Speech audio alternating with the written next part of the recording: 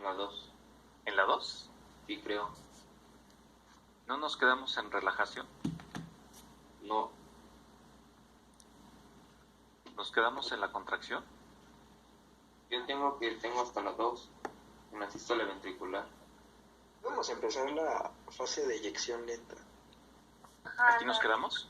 Ajá, sí, ahí. 4. Ok.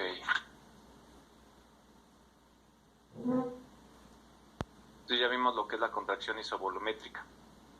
Sí. Muy bien. ¿Dudas, preguntas?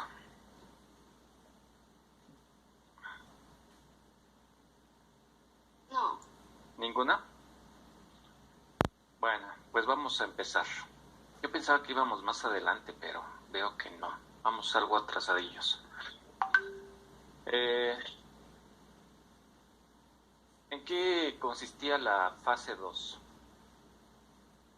¿Cuál es la fase 2? La contracción isovolumétrica. ¿Por qué se llama contracción isovolumétrica? Porque no hay acortamiento de las fibras. Ajá. Es decir, ¿qué tipo de contracción vamos a encontrar ahí? Ay, perdón. ¿Qué tipo de contracción vamos a encontrar? ¿Isométrica? Una contracción isométrica. Es decir, que el tamaño de la fibra miocárdica no se ha cambiado, sigue estando alargada.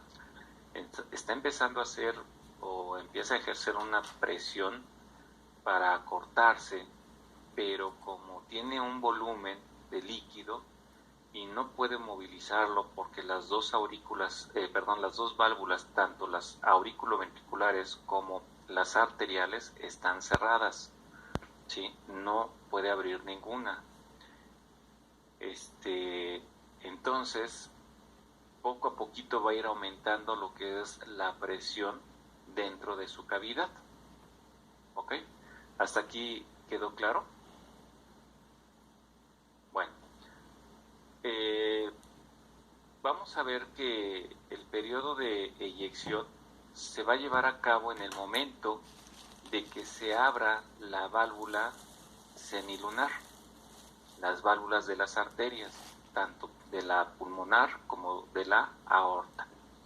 Una vez que se abra lo que es esta válvula, pues va a empezar a ver lo que es el flujo del ventrículo hacia lo que es las arterias. ¿Ok? Bueno, aquí en algunas bibliografías vamos a encontrar que el periodo de eyección lo manejan en una sola fase. En este caso nosotros la vamos a manejar en dos fases, que es el periodo de eyección rápido y el periodo de eyección lenta, ¿sí? Y bueno, algo muy importante que vamos a estar notando es que el periodo de eyección rápido dura muy poquito tiempo comparado con lo que es el periodo de eyección lento, ¿ok? Entonces, recuerden que la contracción ventricular va a tener tres fases. Ya vimos una que es el periodo de contracción isovolumétrica, en donde la característica de esta contracción es que al inicio se van a cerrar las válvulas auriculoventriculares, por lo tanto vamos a tener el origen del primer ruido cardíaco, ¿ok? Y posteriormente la presión va a empezar a aumentar poco a poquito, pero el volumen no va a modificarse, por eso se llama presión isovolumétrica, ¿vale? Al final de lo que es el periodo de contracción, van a abrirse lo que son las válvulas semilunares, tanto de la aorta como de la arteria pulmonar, ¿vale? Y en ese momento empieza lo que es la expulsión de la sangre.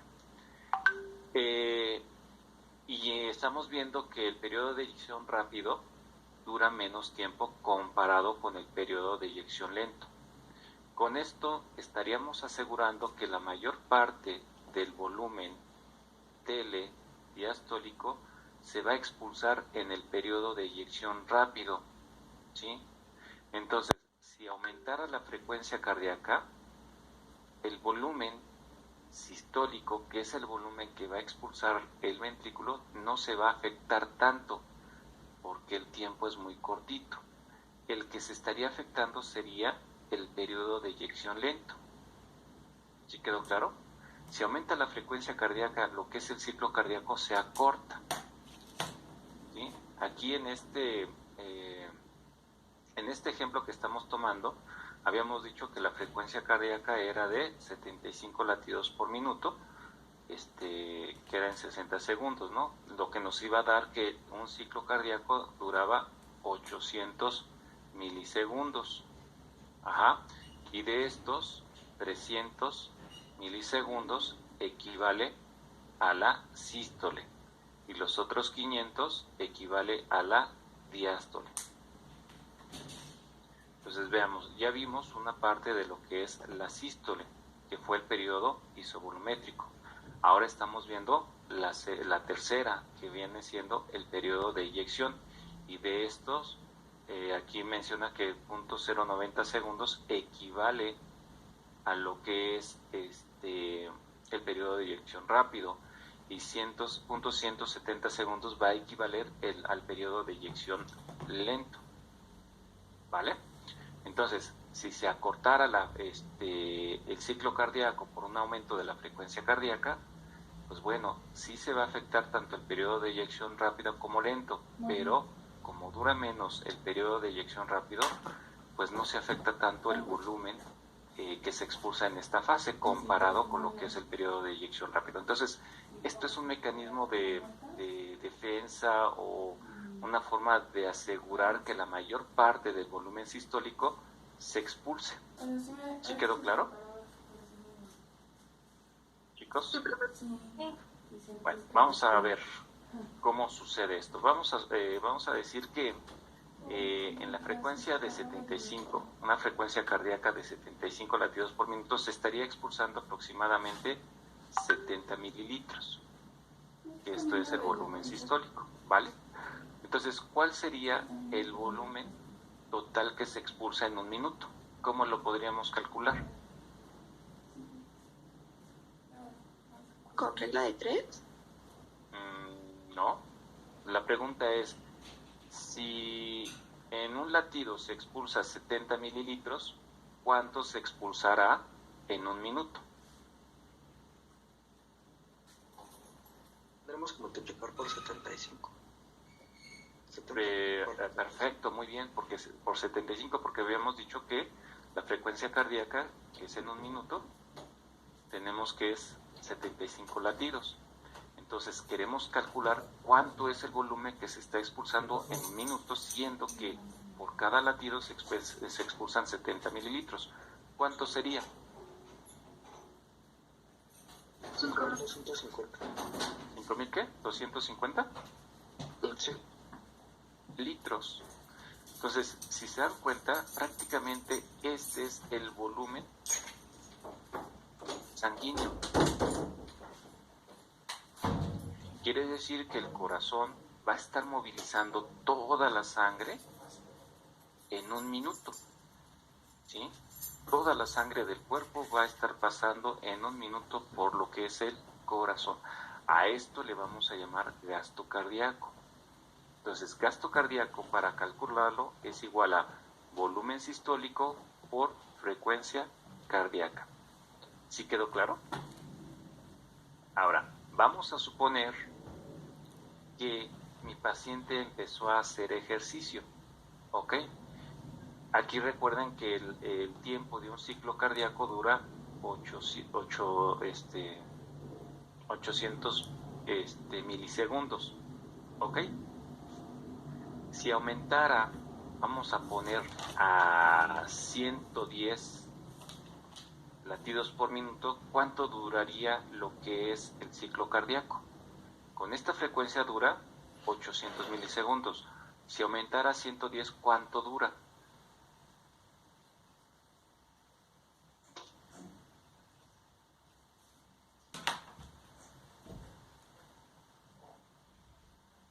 Aquí se multiplicaría 110 por 60.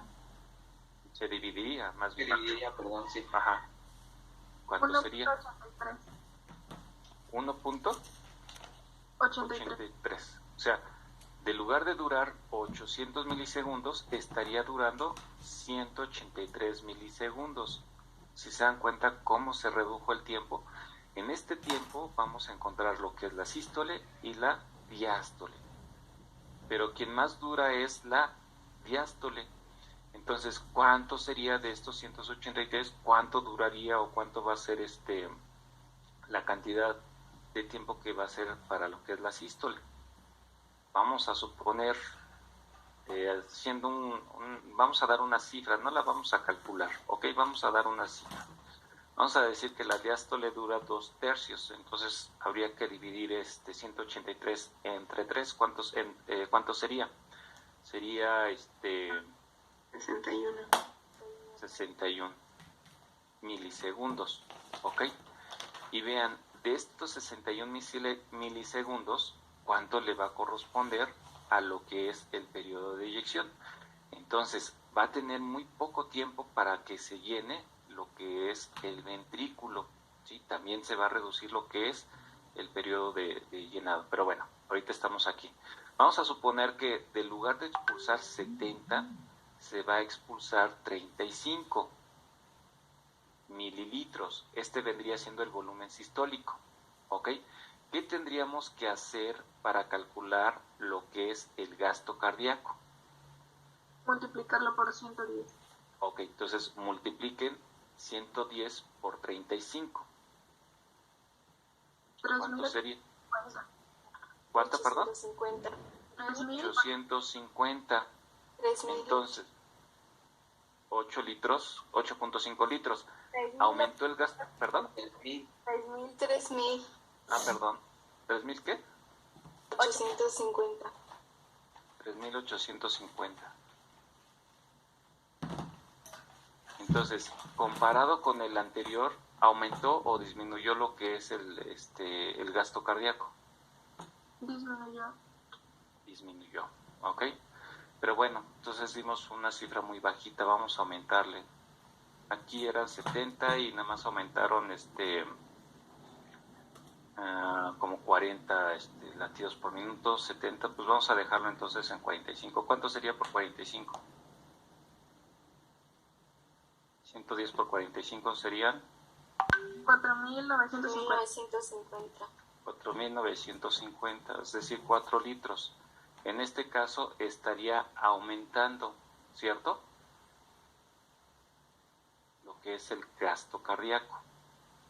Porque anteriormente no estaría disminuyendo, ¿verdad? Porque anteriormente habíamos dicho que eran 5 litros. Bueno, aquí tendría que aumentar lo que es el gasto cardíaco, porque cuando hay una frecuencia cardíaca mayor de 200 latidos por minuto, aquí sí se reduce el gasto cardíaco. Porque ya habíamos visto que disminuye mucho. A esta frecuencia de 110 tendría que aumentar. Entonces no tendría que bajar tanto lo que es el volumen sistólico. Podría ser que sería a 55. ¿Cuánto sería por 55? 6.050. Bueno, aquí ya estaría aumentando lo que es el gasto cardíaco, ¿no?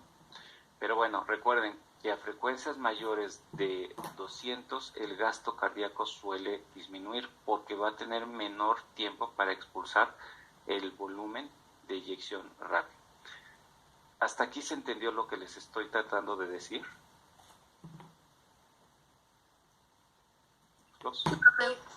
Entonces, un mecanismo para aumentar el flujo sanguíneo que tiene el cuerpo cuando se hace, por ejemplo, ejercicio, es aumentar la frecuencia cardíaca. Al aumentar la frecuencia cardíaca va a disminuir lo que es el volumen sistólico, pero como aumenta la frecuencia cardíaca, si nosotros lo multiplicamos, tiende a aumentar lo que es el gasto cardíaco, ¿ok? Pero habíamos dicho que hay límites fisiológicos, entonces cuando encontramos una frecuencia cardíaca mayor de 200, lejos de aumentar el gasto cardíaco, disminuye. Entonces, el límite normal que se describe en los libros es que llegaría a su máxima aumento de lo que es el gasto cardíaco con una frecuencia aproximadamente de 180 latidos por minuto. ¿Ok? Entonces vean todo el margen que tenemos. En promedio es de 80 latidos por minuto hasta 180 sería para aumentar lo que es el gasto cardíaco. Y más o menos nosotros cuando hacemos un ejercicio vigoroso vamos a tener un aumento de la frecuencia cardíaca de 180 latidos por minuto. Bueno, entonces, en este periodo de eyección, tanto la etapa rápida como lenta, se va a expulsar aproximadamente del 60 al 70% del volumen telediastólico. Ya vimos que hay rangos del volumen telediastólico. Aquí vamos a poner que en promedio el rango sería de 120. ¿Ok? Entonces, ¿cuánto sería el 60% de 120?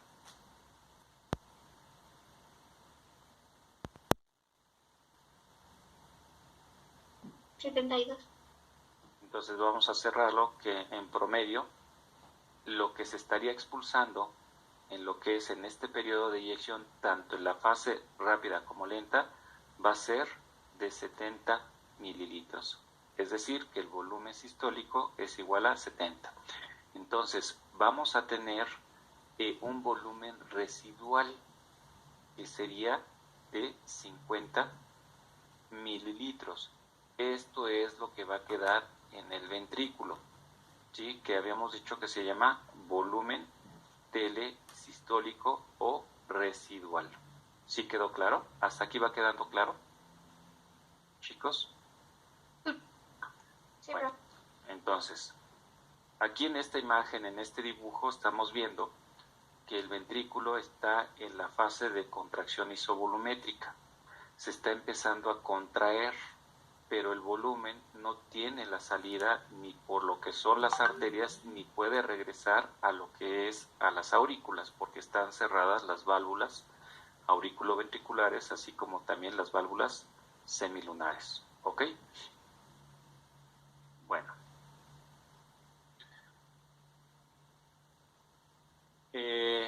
Ahora, lo que les comentaba, que aproximadamente en la fase de eyección rápida, vean, se va a expulsar de estos 70 mililitros, que es el volumen sistólico, del 60 al 75% se expulsa en la fase rápida y un 25% se va a expulsar en la lenta. Entonces, la mayor cantidad del volumen es al inicio de lo que es la eyección. Ya después es muy poquito lo que se va a estar expulsando. ¿Sí quedó claro?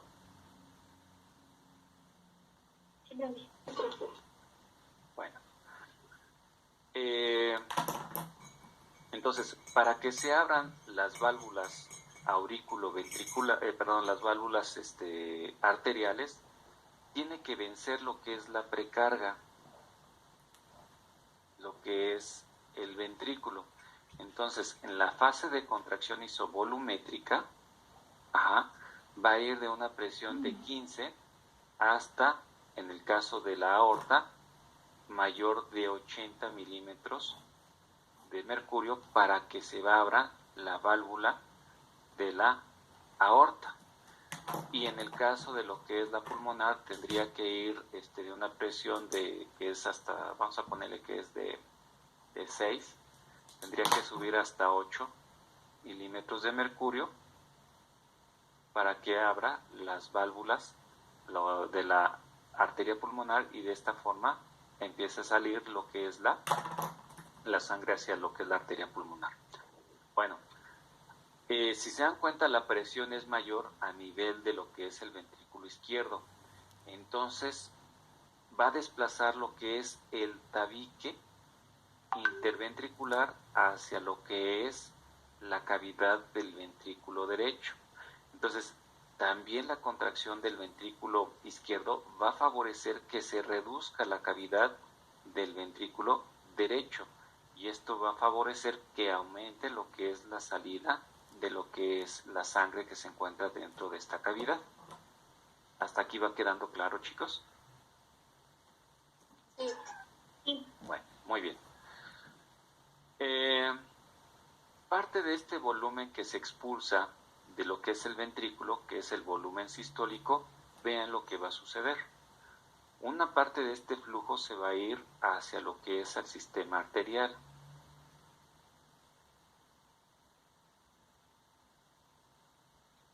Pero otra parte se va a ir hacia lo que son las paredes, principalmente de lo que es la aorta. Entonces, aquí tiene mucho que ver lo que son las características histológicas. ¿Cómo es la pared de la aorta, chicos? ¿Qué características tiene histológicamente hablando la aorta? Recuerden que tenemos 3 túnicas. La túnica íntima, pues está constituido por lo que es endotelio. La media, ¿qué tiene? Músculo. Células de músculo liso y tejido conjuntivo. El tejido conjuntivo, ¿qué tiene? Fibras. ¿Qué fibras hay? De colágeno. Fibras elásticas y de colágeno. Estas fibras elásticas que van a formar láminas elásticas. Son muchas láminas elásticas. Y la adventicia, pues vamos a tener predominantemente tejido de colágeno. Entonces, como la aorta tiene muchas láminas elásticas, son vasos de amortiguación. ¿Se acuerdan de esa clasificación? Sí. Entonces, con la presión con la que sale la sangre, va a hacer que esta pared que tiene muchas láminas elásticas se distienda. ¿Sí? Aquí se va a acumular lo que es la sangre. Entonces, de esta energía cinética que está realizando el ventrículo al expulsar, al empujar la sangre, esta se va a almacenar en las paredes de la aorta porque se van a dilatar. Entonces, de la energía cinética ventricular va a pasar a una energía potencial de la aorta, ¿sí? Porque se está dilatando. Entonces, de este 70% del volumen sistólico, el 60%, vean nada más, va a dilatar lo que son las paredes de la aorta. Por lo tanto, un 40% se va a ir al resto de lo que es el sistema arterial. ¿Quedó claro? Entonces, a esto, ¿qué se les hace familiar en cuanto a los signos vitales? Tensión. ¿No? En los signos vitales, ¿cómo podríamos observar esto? El pulso. Perfecto, es el pulso.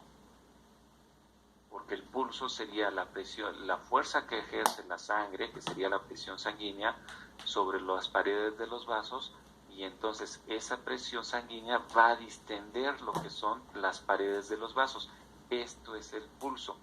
Y en la aorta aproximadamente el 60% del volumen sistólico se va a encargar de distender. ¿Ok? Hasta aquí, ¿va quedando claro? Sí. Ahora vamos a adelantarnos. ¿Por qué digo que esta es una energía potencial? Porque cuando termine de contraerse el ventrículo, la presión intraventricular va a disminuir, ¿ok? Y esto va a hacer que la presión de la aurícula sea mayor que el del ventrículo. Entonces, el gradiente de presión que nos dice que va de mayor presión, el flujo sanguíneo va de mayor presión a menor presión. ¿Cómo sería en ese momento? Siendo que la presión de la aorta es mayor comparado con el ventrículo. ¿Cómo sería el flujo? De la aorta al ventrículo. Perfecto, va a haber un flujo que le vamos a llamar retrógrado. Entonces, en este momento, pues bueno, esta sangre se va a meter a lo que son las válvulas semilunares. Recuerdan que tienen forma de nido de golondrina, ¿sí? Entonces, estas bolsitas o la sangre se va a meter en estas bolsitas y en ese momento se estaría cerrando lo que es las válvulas semilunares. Entonces ya no se va a regresar esta sangre que va en sentido contrario a la circulación al ventrículo porque cierra las válvulas semilunares, ¿sí? Entonces, y esto fue porque las paredes que se distendieron de la aorta se van a contraer. Estas láminas elásticas van a regresar a su estado normal. Entonces, esta energía potencial que les había dicho se va a convertir en energía cinética. Entonces, una parte de la sangre que se almacenó en esta área va a tener un flujo retrógrado y el otro va a ser un flujo anterógrado. Entonces, esto va a permitir que el flujo sanguíneo sea constante, ¿ok? Va a ser constante, tipo pulsátil, pero es constante. Si no tuviéramos esta característica de la aorta, pues ¿qué va a pasar? Cuando se contrajera lo que es el ventrículo vamos a encontrar flujo y cuando se relajara encontraríamos una pausa. Vamos a poner el signo de pausa de lo que es en la música. Y cuando se vuelva a contraer tendríamos flujo y cuando se relajara nuevamente lo que es una pausa y así estaría. Entonces la sangre se estaría deteniendo cada vez que se relajara lo que es el ventrículo, pero esto no es posible o no sucede, el flujo es constante. Entonces vamos a encontrar que cuando hay una contracción de lo que es el ventrículo, vamos a encontrar un flujo en la cual la presión es muy grande. Y cuando se relaja, la presión potencial que se almacenó en las arterias va a generar otra fuerza que va a impulsar la sangre. Entonces va a ser una presión un poco más pequeña que con la fuerza que la está impulsando el ventrículo. Entonces vamos a dibujar una flecha chiquita. Pero si se dan cuenta, el flujo es continuo, no se detiene. Y esto es lo que nosotros palpamos en lo que es en los signos vitales, lo que son las pulsaciones. ¿Hasta aquí quedó claro? Chicos. Entonces, muy importante esto de la presión. ¿Perdón? El pulso anterógrado entonces es el que sale hacia todo el resto del cuerpo.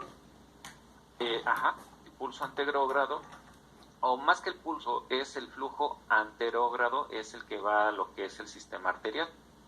Se va a ir hacia lo que es las arterias, pero siempre va a haber un pulso retrógrado.